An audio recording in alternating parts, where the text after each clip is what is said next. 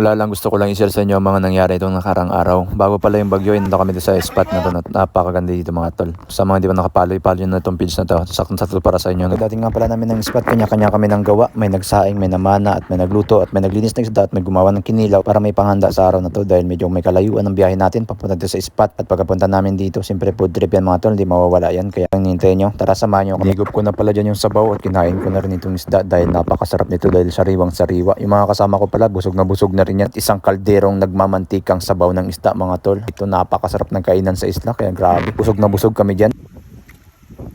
Oh, isang balde yan.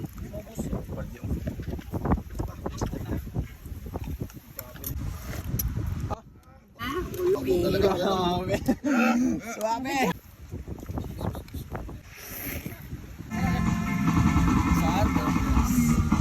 Sa ating samahan sa